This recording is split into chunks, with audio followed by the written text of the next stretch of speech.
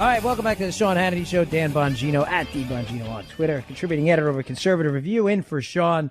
You know, I'm looking at the call screen up here, and I was talking about net neutrality, and it always, you can never tell who's calling. Typically, if you mention things like tax cuts on the air in a conservative program like this, the people who are going to call against it, obviously, are going to be liberals or Democrats. It's rare, if ever, you're going to get a conservative to call. But when you mention net neutrality, like I said before the break, it's so bizarre. Like, I consider this one of Trump's biggest accomplishments so far through his appointees, the elimination of this dopey net neutrality rule, because it was just introducing the government into controlling the internet. You never know, because there are people who get scammed by this all the time. Now, maybe I'll take them after in the next hour, but it's just interesting. I'm watching up on the screen like, oh, net neutrality stops providers from being biased.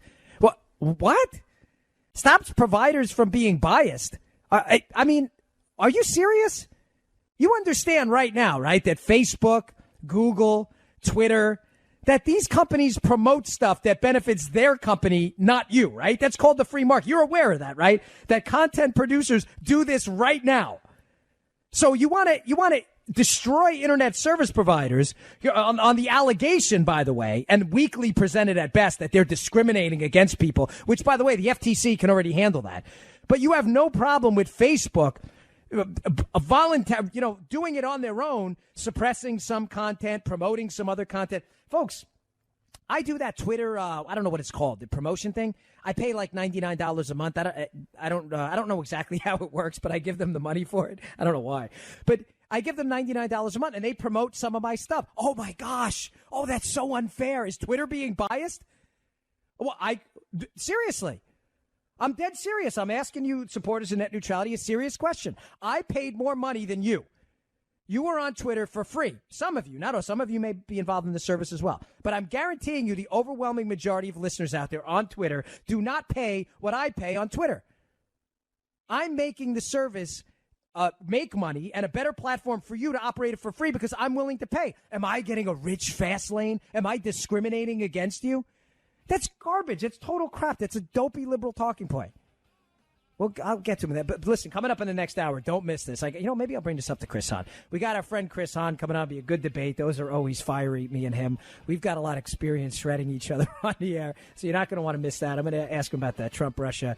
Maybe we'll hit him up with net neutrality and these tax cuts. Important stuff, all of it. I'm Dan Bongino at DBongino on Twitter. We'll be right back. All right, welcome back to the Sean Hannity Show. Dan Bongino at DBongino on Twitter, filling in for Sean. I'm a contributing editor over at Conservative Review. Always happy to be here. Love the audience. Love the crew. Thanks for having me. All right, let me get right to this because I love these debates. It's one of my favorite guys on the left, my good buddy, Christopher Hahn, radio host. Chris, how are you today?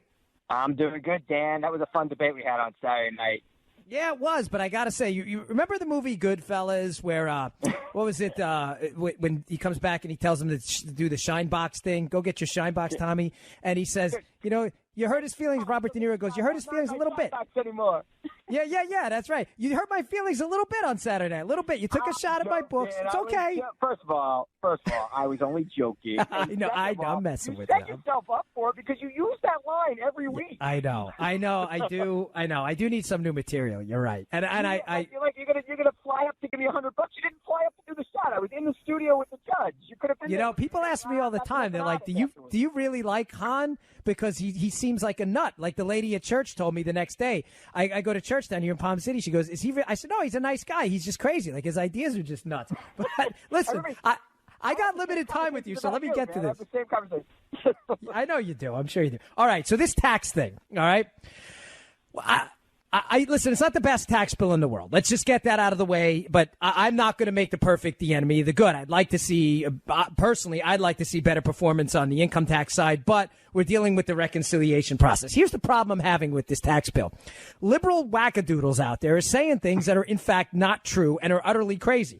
Like, we had Tim Ryan, who projects himself to be a moderate, by the way, on Fox and Friends this weekend, saying things about the tax bill that were completely nuts. And I got to get your take on this. One of the things he said is, well, this should appeal to the conservative audience. This is him talking at Fox. He says, we're going to be borrowing money for the Chinese to pay for a tax cut. Chris, explain to me and the audience from a liberal perspective, please, how not taking my money forces the Chinese to pay anybody anything. I don't get it. Well, what he's referring to is the $1.5 trillion hole in the deficit the tax cut's going to have. right? That's a so scam. we got to take the money. We got to take the money from somewhere. I don't know if we're going to get it all from the Chinese. I think that gets overplayed a little bit, where they only have about 15% of our debt. We could have a whole conversation about that, but we will have to borrow it from somewhere. Why? What makes you say that?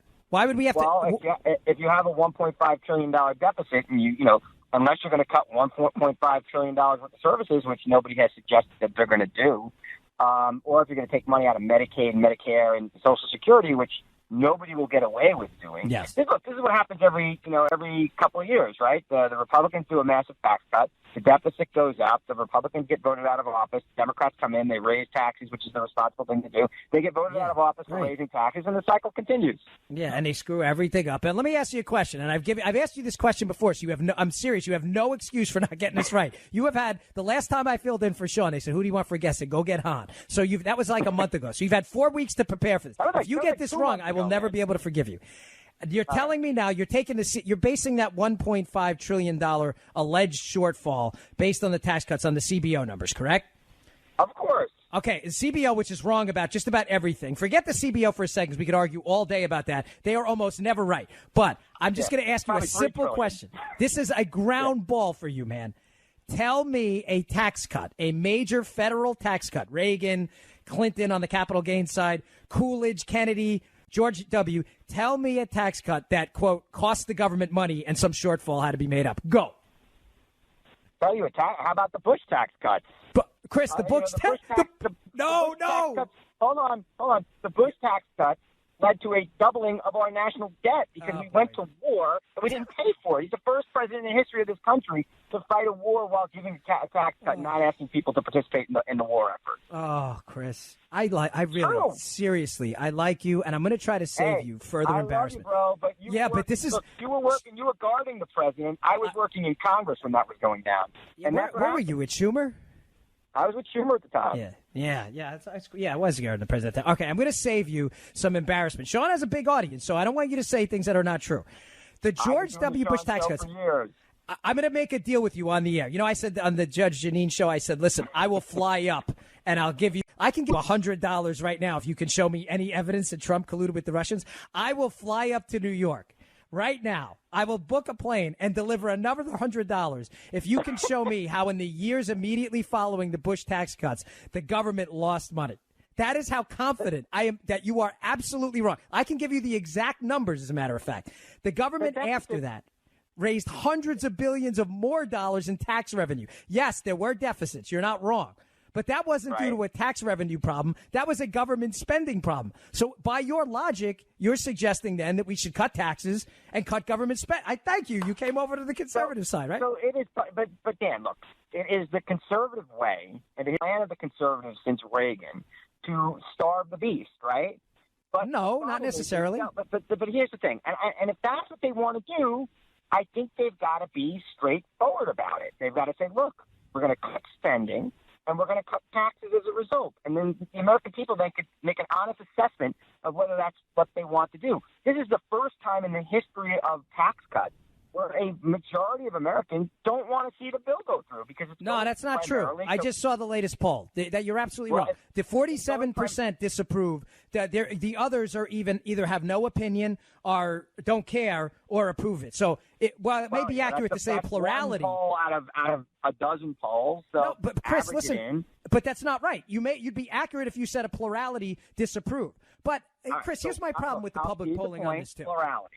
You know, public polling does not dictate public policy. You know, for years in the Obama administration, you're right, but I don't think that the authors of this bill have been straightforward to the American people. The plan for this bill is to make government so small that you have to make some cuts because there's not enough money. You got to choose between deficits and cuts. Unfortunately, Chris, and that's you know wrong. this, Dan. Unfortunately, what happens is they never choose to make the cuts and they run up the debt.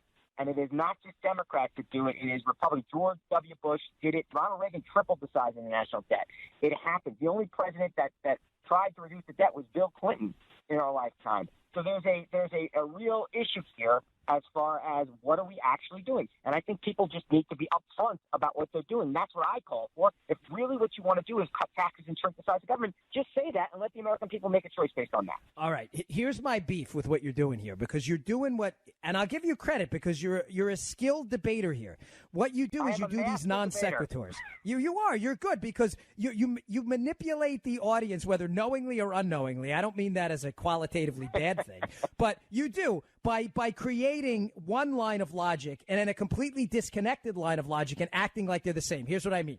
You bring up some fascinating points. You go, well, Reagan tripled the debt. Listen, the debt went up significantly under Ronald Reagan. You win, point stipulated. But what you fail to say is you then try to you relate it to a completely different line of reasoning about tax cuts.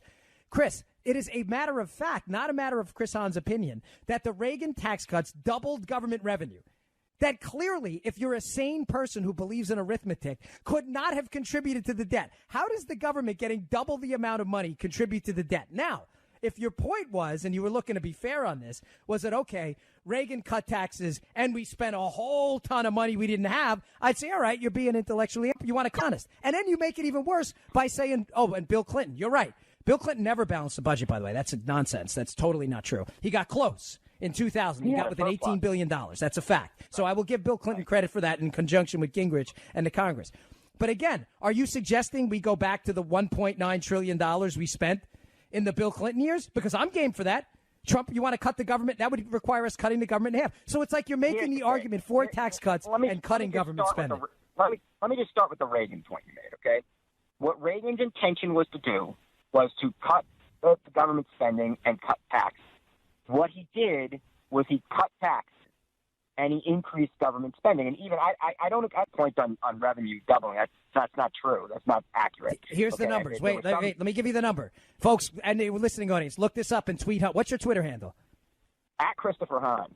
At Christopher Hahn, Hahn. Tweet him now. Go for. If I'm wrong, here's the revenue numbers, folks. I'm at D Bongino. America. Sean has millions of listeners. Here's the numbers. When Reagan got into office in 1981, when he was sworn in, right?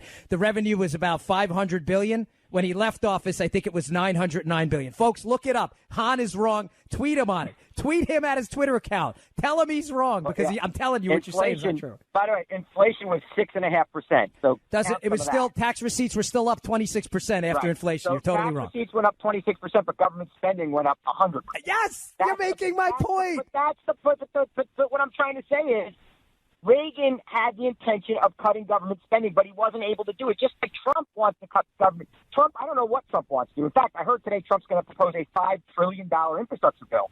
Now, I'm all for that, by the way. I support it 100%. Wait. Time out. Lauren, did you get this on tape? Christopher Hahn, noted progressive, just said you agree with Donald Trump on something. This is fascinating. I think we need a massive infrastructure infusion in this country, and I agree with him. I saw his tweet today where he said we spent $7 trillion in the Middle East, and meanwhile, I agree with that statement 100%. Oh my gosh! Him. Okay, and look, Dan, you know this about me. I will agree with him when I agree with him, and I will disagree when I disagree with him. I'm not here to bash the president. I'm here to present a progressive point of view, and I do believe that this country needs to spend money on infrastructure. The problem is, if we're cutting taxes and spending money on infrastructure, how are we going to pay for it? We're going to pay for it through more debt. And I spent the last 8 years on Fox News and on this show with Sean, with you, with others, debating the deficit spending that was going on under Obama, which was mostly due to the Gulf Wars that Obama didn't start. So, we got to be intellectually honest. All right, I only got like 30 seconds left. So just one quick thing before I let you go, because I know I say, this is what typically happens when me and you debate. I say, hey, we're going to talk about all this stuff, and we never get past the first question. And my $100 bet is still on the table. Have you been able to produce a scintilla of hard evidence that Trump himself colluded with the Russians to alter the terms of the election? Anything? I am not the special counsel. I am just a jerk. You got nothing. TV. You know it, brother. I'm a schmuck who goes on TV. If I was the special prosecutor, I might have a case to make. I will comment on whatever case you make. I love you, man. But you got nothing. That. You got nothing. I'm coming in studio sometime with the judge on Saturday. It'll be a lot more fun. Go get a steak beforehand. That's sure. You know it, man. All right, hey, thanks for coming on. I appreciate it, folks. That was Chris Hahn. No problem, Dan. I'll talk to you soon, buddy. Make sure you go tweet him that he's wrong, too. I'm Dan Bongino, in for Sean. We'll be right back. All right, welcome back to the Sean Hannity Show. Dan Bongino, contributing editor of a Conservative Review, filling in for Sean, coming out of the bullpen, throwing spitballs left and right. That was always fun. I always enjoy having Chris on. Listen, I think he's wrong on a lot of things. Obviously, Chris Hahn, who we just had as a guest, he's very liberal, but there's no need to ever make it personal. People ask me all the time, they're like, do you like him? I'm like, yeah, I like him. He's just crazy. He's just wrong on stuff. All right, quick update on a very serious note. There's an article up at Drudge now from the New York Post saying that the Amtrak derailment in Washington, which caused 6 deaths and 70-plus fatalities. I promised you I would update you if I saw anything interesting, and it appears now that there were some reports that there was an object on the tracks. Now, what does that mean? They're not really saying much. It means it was an object on the tracks. You can probably fill in the blanks. You're free to speculate. I'm not going to use Sean's microphone to do that, be irresponsible, but that's certainly not a good sign. And one of the other things they're saying is it's highly unlikely that it was some kind of mechanical breakdown or physical breakdown of the track structure, because the track in that section is relatively new. So, PJ Media's got a report out there as well about some threats that were posted in the past. I'm not making any of this up. This is all out there for you to read and see yourself, by some groups who had threatened to put some objects and concrete and the like on tracks to disrupt train traffic. So, folks, this is, obviously pretty serious stuff. I mean, I'm not here to lecture anybody. You can figure that all out on yourself. People died. Obviously, it's serious. But what really disturbs me about this is when, political groups that do stuff like that, and we don't know that they were involved in this at all. But even threats like that, I've said over and over as a former Secret Service agent, that you don't know what kind of seed you may be planting in someone else's head. It's really dangerous stuff to be talking like that. I mean, we can have a civil discourse, as you just saw with me and Chris, in the country without threatening that kind of stuff. It's really entirely inappropriate. Obviously. So if I get more, I will let you know throughout the show. And at the top of the next hour of Congressman Jim Jordan and Mark Meadows. I'm really looking forward to this. I like these two guys.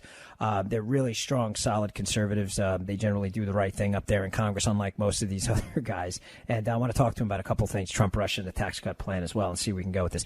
So just to sum up where I was with Chris and the point I was trying to make, I mean, he's obviously not on the air anymore, but regarding the tax cut plan, because it fits in the larger narrative of the show. Good news that's getting left behind by the media. Just quickly, here's the point. The point is that while it's fair to say national debt, annual deficits, spending money the government doesn't have is a problem. I get it. Absolutely. We're conservatives. We stand for lower levels of government spending. The problem I'm having with the debate is when you say things like, well, we're going to borrow money to the Chinese to pay for it. If you don't rob me of my money as the government, there's nothing to pay for. If a guy walks down the street and doesn't mug me and steal money from my wallet, I don't owe him anything. It's our money, ladies and gentlemen. You don't owe the government anything more. You've given them tons of money, and they've thrown it all away. They have. It's just a fact, all right? We don't owe them anything else. All right, I'm Dan Bongino. Give us a call, 1-800-941-7326. Be right back. All right, welcome back to the Sean Hannity Show. Dan Bongino at the Bongino on Twitter, in for Sean. If you want to give us a call and join the show, 800-941-7326. That's 800-941-7326. Hey, one correction before I was giving the update on the derailment in Washington, the train derailment. Real tragedy out there. There were 6 deaths and 70 injuries. I think I said 6 deaths and 70 fatalities. So it's 70 injuries. 6 deaths.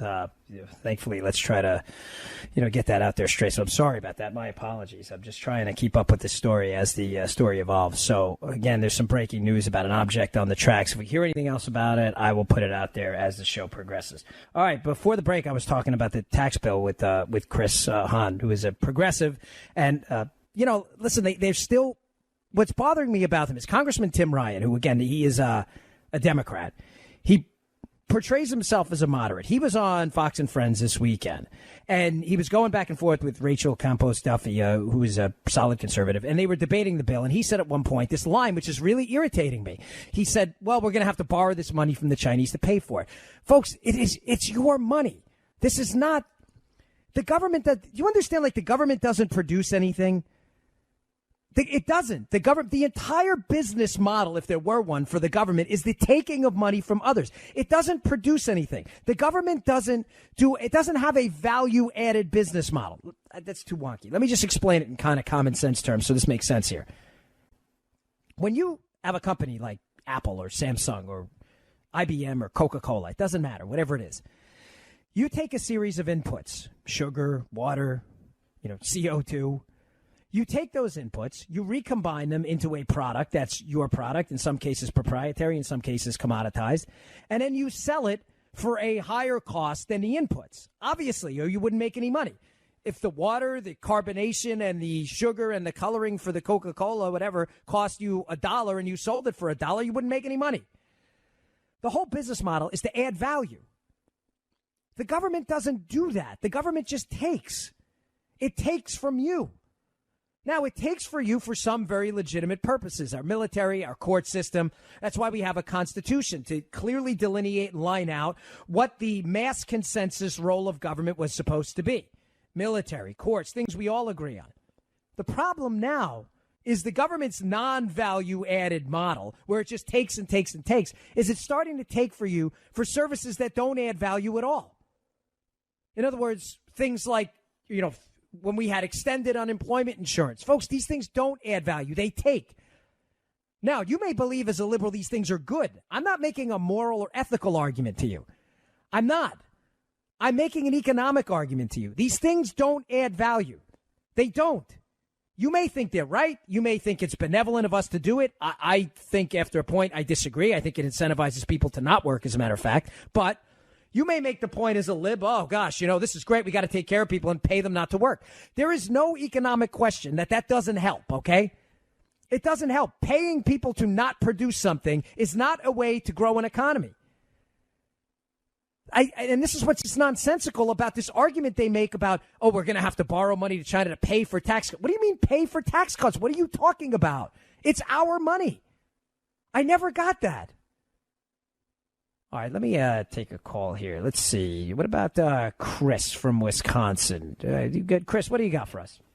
Hey, Dan. Why not stop paying out tax refunds to people who don't pay taxes to begin with?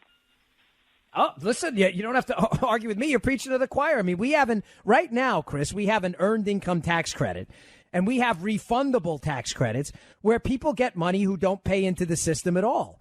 I mean, I agree. I think it's pure insanity. I mean, it's redistribution through the tax code at its worst.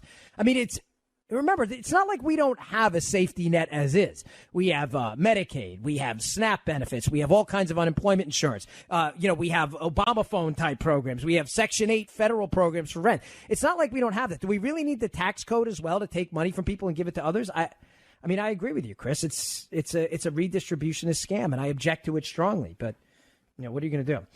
Have a 0.5% sales tax, and everybody pays federal income tax at that point.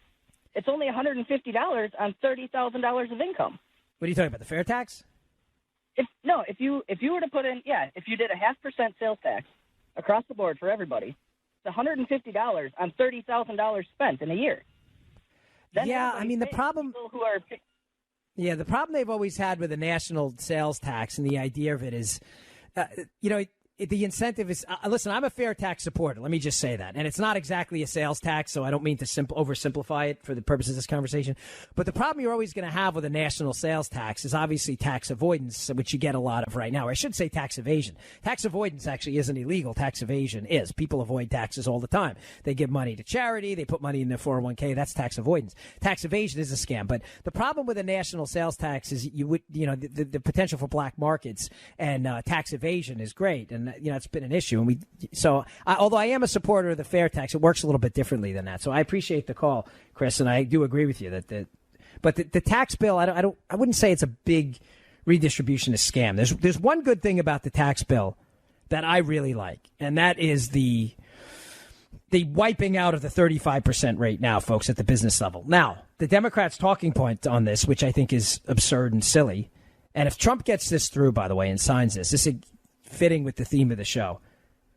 This is going to be a big deal. In addition to his regulatory reform, getting rid of net neutrality, 2/4% growth, 3% GDP growth, Gorsuch to the Supreme Court, conservative justices on the appellate court, the elimination of red tape. This has been a big, bold first-year agenda. And I think the president, you're free to criticize. Obviously, it's a constitutional republic. Everybody has the First Amendment right to criticize their leaders. But being candid, I think he's taken an unbelievable amount of abuse, and he's had a pretty darn good first year.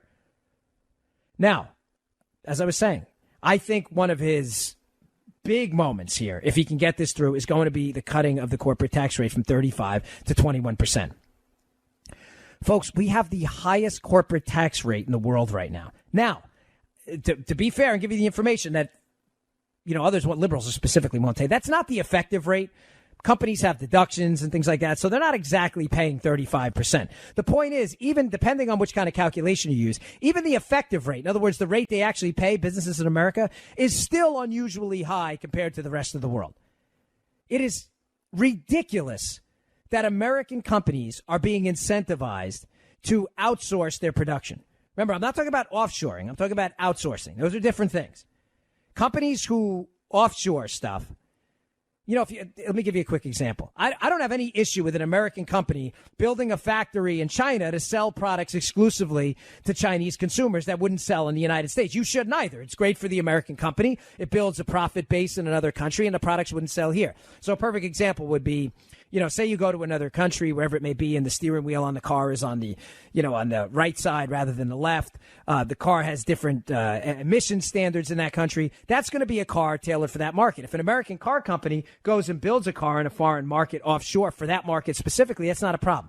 The problem most Americans have is with outsourcing, taking jobs that could be produced here, would be more effective to be produced here, and then shipping those jobs overseas where the labor is cheaper.